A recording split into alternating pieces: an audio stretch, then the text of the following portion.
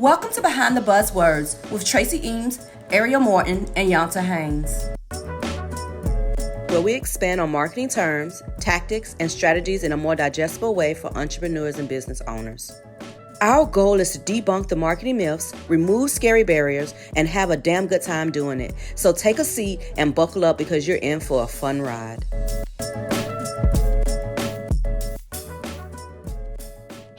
Welcome back to Behind the Buzzwords. We are excited to be here with you again this week, dispelling some of those favorite myths of marketing, getting behind and uncovering some of those buzzwords, and generally just having a bit of fun. So I am here with Arielle Morton and Yanta Haynes. How y'all doing today? Hi, how you doing today, Tracy? We're great. Good, doing good. I am good. It is, nice spring is coming, so excited about that. And what better way to spend the morning than talking about a little marketing? I don't think there's anything else. I know money, because that's what marketing equals when it's done right. Keyword. There you go. Doing it right is an important part.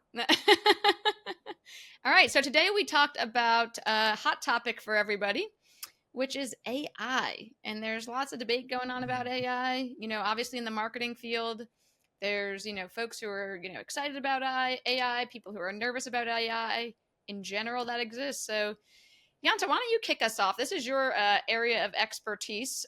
So give us some of your initial thoughts about, the discussion happening about AI and what we should all be kind of thinking about. Oh, also, absolutely. The wonderful thing about AI and the not so wonderful thing about AI is AI makes your life easy and seamless when you activate it properly.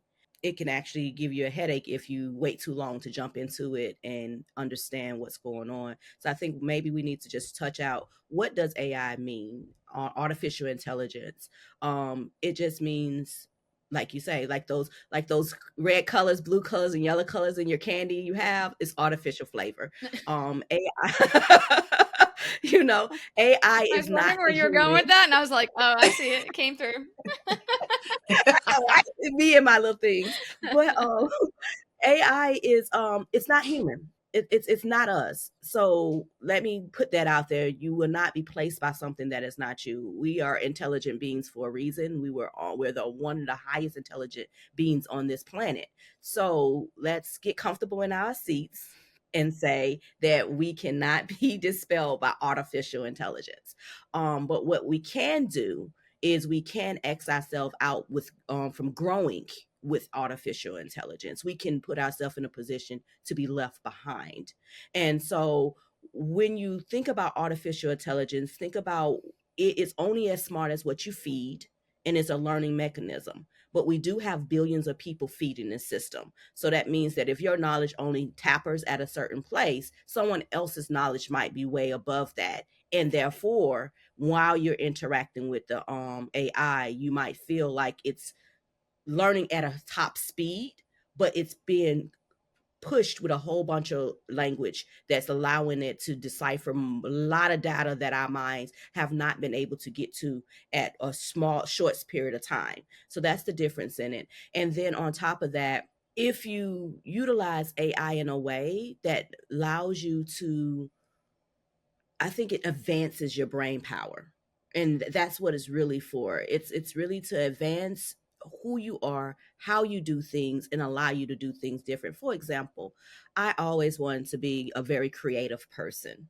And AI has given me the ability to be more creative than I can, because I can brainstorm with it, come up with great ideas, use my ideas and turn it into other things.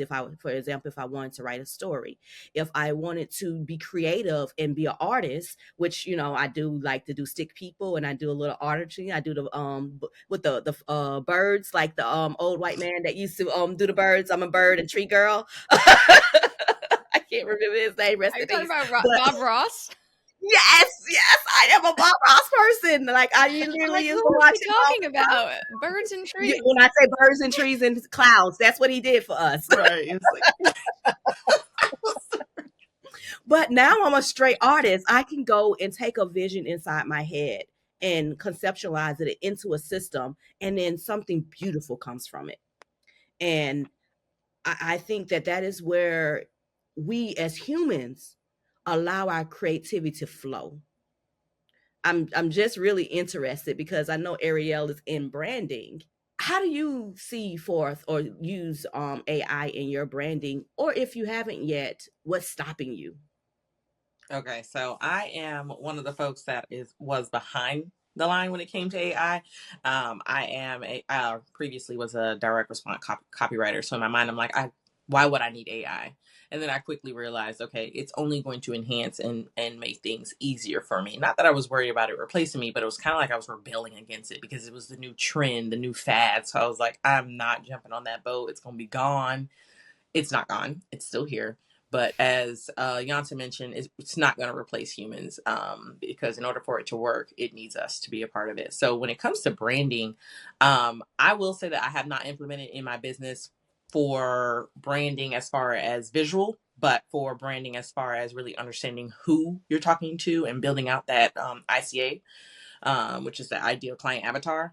It has been really, really helpful. So AI, the way I use it specifically is I train it. And so I begin to feed it and I speak to it like I'm speaking to any regular person. I tell it to show up as a marketing researcher with 15 years of background of, researching and understanding behaviors and audiences and consumers and things of that nature. And then I ask it a question.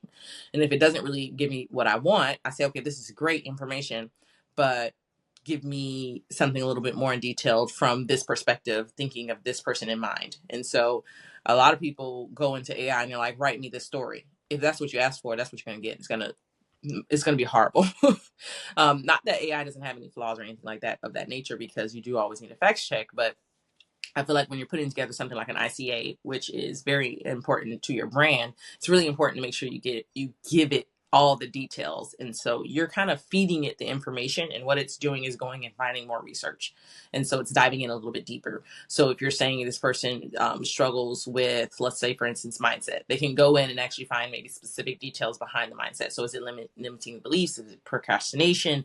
What are the things that they're doing specifically? What are the challenges that they feel specifically in their life? And so it gives you more detail. So when you're writing out those messages for your branding, it's actually speaking to your ideal client when you're either rather that social media, email, or however you show up in this world. That's awesome. So when you sort of think about training, just because I'm probably the one that uses AI the least here, and our listeners are thinking, okay, I got to talk to this avatar, and I've got to give it more information. What is that what does that back and forth typically last? Is it 5 questions? Is it 10 questions? Do you sort of know when you know, because you're like, okay, this feels right? How do you sort of judge that, like, hey, I've got the information I need, or hey, I probably need to ask 4 or 5 more questions? What does that typically take in terms of time, effort? For me, it's an ongoing conversation, because again, I'm trying to make sure that I have to have the information that I'm putting in.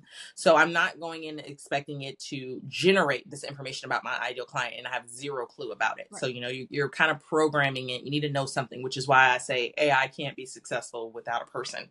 You got to come in with the knowledge that feed it to it so that it can give you more. So it's a back and forth conversation. So, you project a question. It's like, okay, pretend you're a research analyst and you're looking up information about women over the age of 40 who are entrepreneurs and they're making 6 figures. What are the struggles and the challenges that they're likely to face? And then it comes back and it's going to bring you something as detailed as it could from that little bit of information. But now you got to dig in a little bit deeper, and and that information likely will not be exactly what you want because it's not going to sound exactly like you. Yep. So then you need to go in and you're like, okay, make it less formal, make it a little bit more informal. You can use more slang or curse words if that's what you're into, and really give me the true feelings when they describe how they feel in their challenges and their desires that they want. And so it's kind of a back and forth for me personally, but I'm going to pass it over to Yanta because I feel like she has way more experience in that area. No, you was right on the nail, Arielle. Now, I love this question, Tracy, because it's one of a couple of things I do want to point out. When you're working, especially since Arielle has that ideal client avatar background, like to use the system with, you still need to know something about your subject. Yeah. It's not that just because ChatGPT or Bard or what other AI Jasper, Copy AI, so many out there, you're using to get this information, they have illusions. They tell lies. Yeah. They don't always be on your side.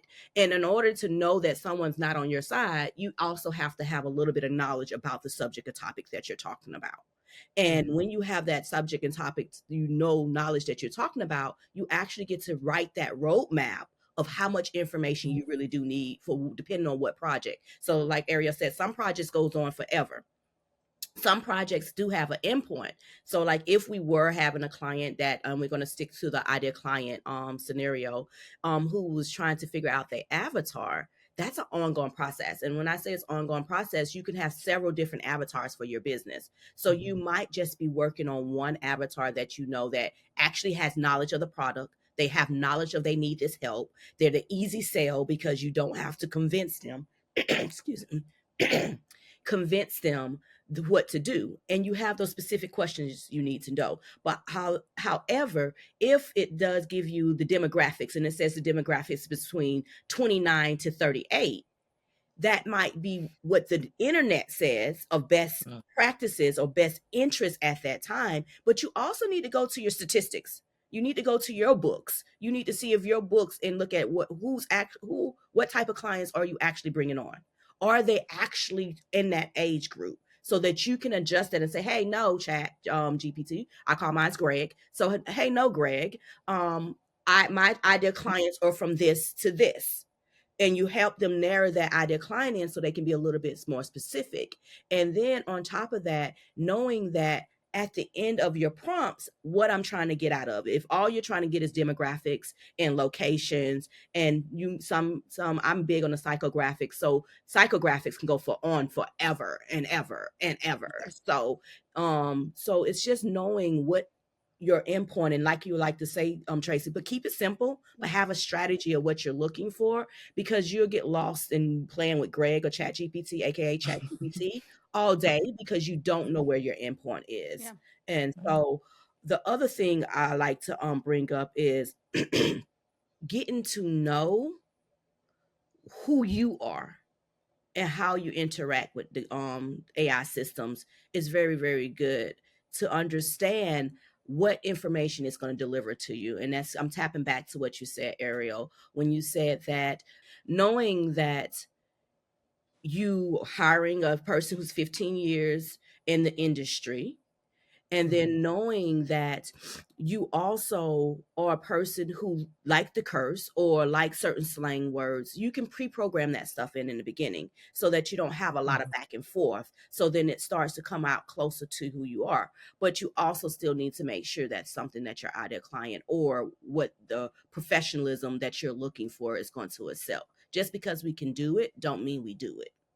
Yeah, so I mean, I think that when I think about AI, I probably think about it a little bit differently. I don't use it a ton for creation. I use it to streamline processes, right? And so when I sort of think about it as like the resident rule follower, one, as Arielle mentioned, I'm super nervous all the time around citations and making sure that, and Yanta mentioned this too, like go back to your data because, you want to make sure that you're properly sourcing things. I find that that's a gap in sort of knowing where the information came from.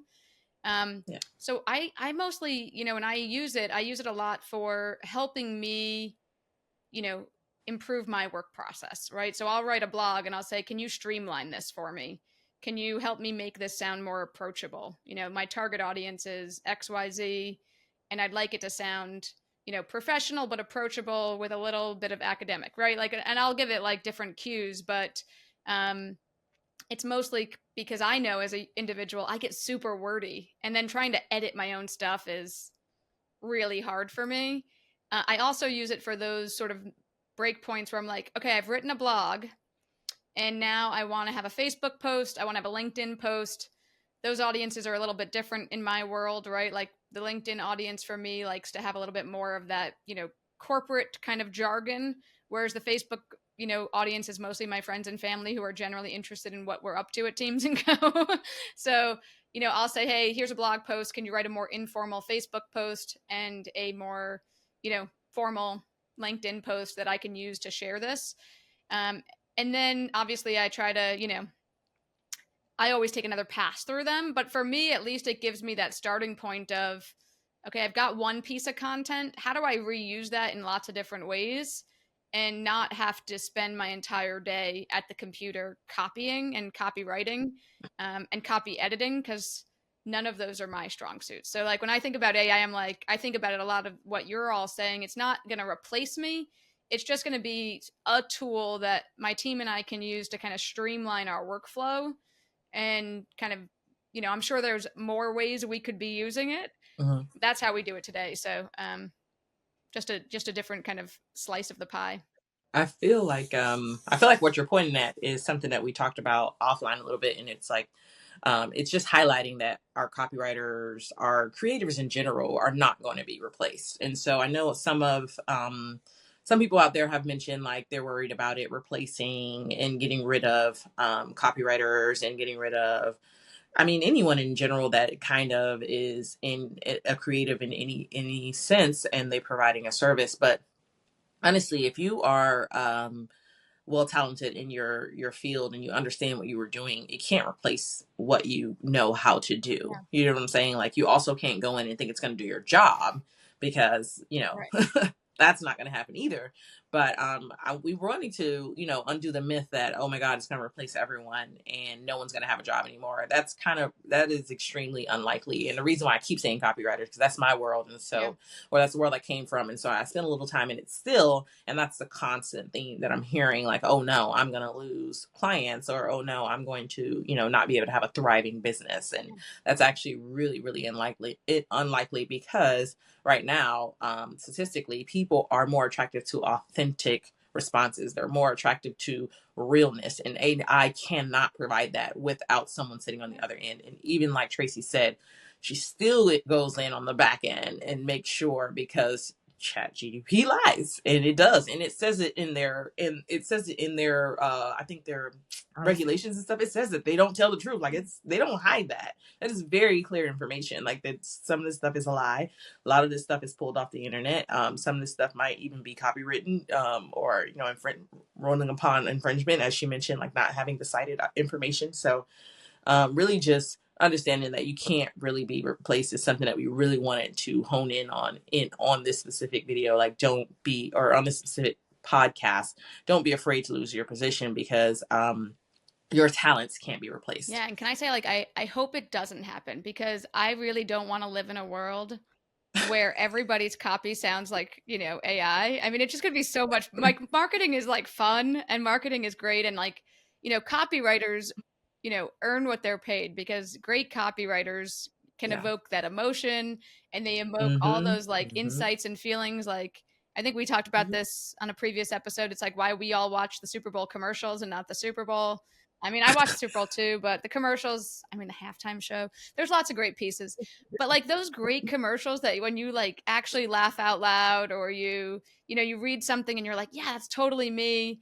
I mean, that's what really great copywriters do for us. And so I just can't imagine living in a world where we're like, now everybody's ads will sound the same. I doubt that happens, Tracy, because one of the things I have noticed is I can tell currently when people use ChatGPT, because they're common words that they use. And so I say this to bring this up is, even when you get a good piece out of ChatGPT, please make it yours. Please make sure it sounds like you, because I'm tired of seeing embark. We don't use that word in this modern language, but everybody wants to embark on something and delve. We don't need to delve into everything every time we turn around. And yes, I do understand we're going to unleash havoc on this world, but I'm tired of unleashing it every time I see something. These are common words that I see that comes up all the time with it. And so when you see those words, that's what a good copywriter notices. That's what a good copywriter sees. Okay, the good copywriter sees, okay, you're using unleash. I don't use unleash 15,000 times already. What other word can do? What synonym can come out? What's a more powerful word to invoke what I'm trying to evoke? So when you are playing with these systems, don't take it for face value. Make it still yours. Yes, it's making your life a lot easier to knock out 30 posts in about an hour. That's wonderful. Great. However, make sure you read through it and make sure it touches your client.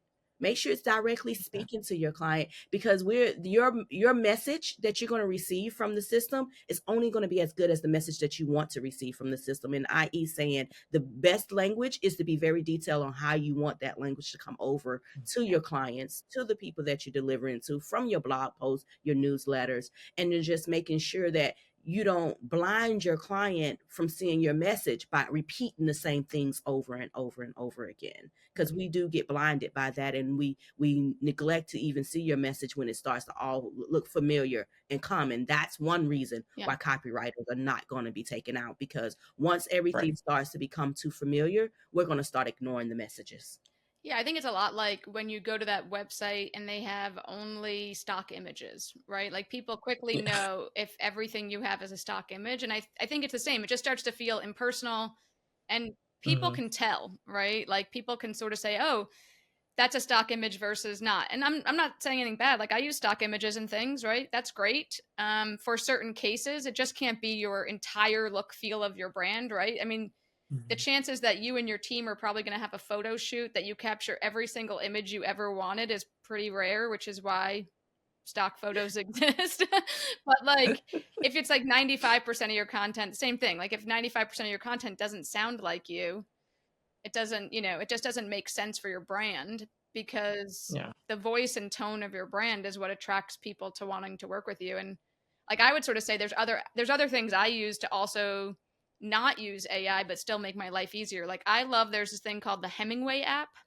Oh, I was just going to say that. I love it, right? Like I put my blogs into it and it's like, Dear Tracy, you are trying to write, at a 12th grade level and you should be aiming for a 5th grade level.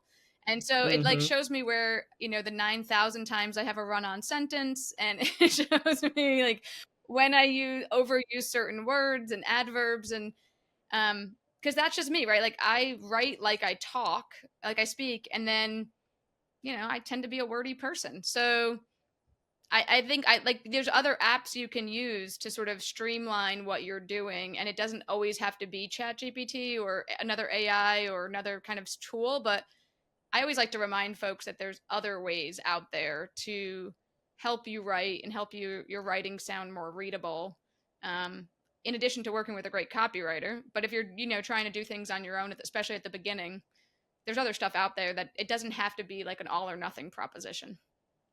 So if I hear you correctly, and then I want to say this because I want to make sure everybody understands, human nature is laziness. We don't want to do anything that's too hard. So this is why we're going to keep our businesses, because although we have these quick systems that can be used from your home, we also don't always want to do them. We either get trapped in the the shiny tool syndrome, and never get anything put out. So that's what a copywriter also does, or someone who's in a professional industry that you want to deliver something that has to do with content writing from. They already know how to stay focused on the task. When you're playing with something new, you don't know how to stay focused on the task. So sometimes it can make it go out faster. But also what I heard you say is we're also letting you know about these tools, and opening the door for these tools is also when you are starting a business, or you're starting a new blog, a new newsletter, or just something in life that you're trying to get through, make a memo or something. Don't get stuck there. These are tools so that you don't get stuck. These are tools so that you can save money on until you can get to the level that you want to pay someone else to do it. So we want to also remove the excuse to start marketing. We want to remove the excuse that you don't know what to do. We want to remove the excuse that you don't have anybody to brainstorm with because you don't have a business bestie. We want to remove that so that you don't have that barrier that it gets in your way, that you're scared of marketing, you don't go into marketing, and you don't try anything in marketing.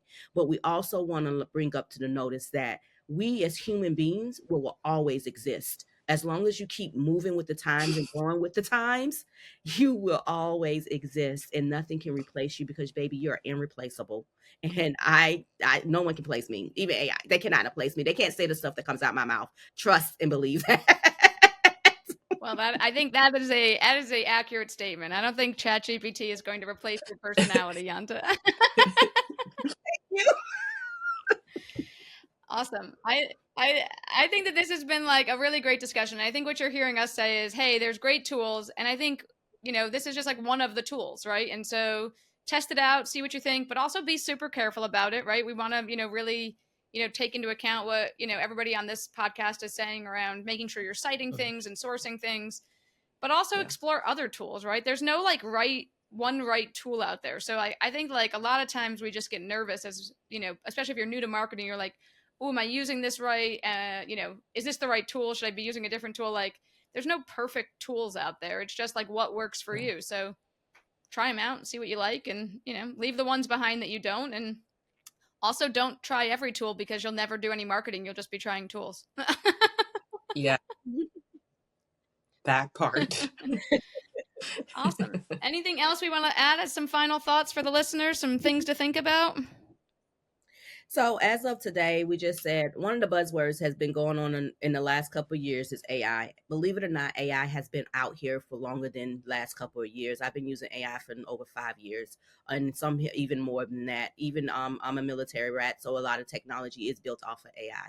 So I just wanted you to know that this has been here. It's just now in the forefront. Don't be scared of it. Keep it simple. Keep it reliable for yourself, and do the best things that you can to move your market forward. Because that's what we're here for, just to move your market forward, make it simple and easy, and don't stop you from starting anything that you want to start. I would just say that make sure that it sounds like you. So even in the end, when you do get this help and this assistance, if you're using words and language that you do not typically use in your conversations, people do not want to hear it, and they will sniff it out and they would know. So just show up authentically as yourself, even when you're utilizing tools such as AI, making sure you're going back in and not using those words that Yanta mentioned earlier. Use words that you use in your everyday language. Awesome. Well, that's it for AI today. I hope y'all have had a great commute or an awesome walk or just a nice afternoon break with us. And hopefully this has given you some things to think about in terms of AI, and maybe some thought starters for your friends. Share the podcast with them. Go in, subscribe, like the podcast, check us out. You don't want to miss any new episodes because the next ones will be even more fun than this one. And we will see you next week. Thanks, everybody. Bye. Bye. Thank you so much for joining us. I hope you found something new that was helpful. And if not, I hope you had a good laugh with us. Please don't forget to like, share, and subscribe if you haven't already done so. The views expressed by the guests are their own and may not reflect the views of Behind the Buzzwords or the co-host. Mentions of particular books, digital tools, or strategies or participation of guests does not imply endorsement by Behind the Buzzwords or the co-host. This information provided is meant for educational and entertainment purposes and should not be taken as professional advice.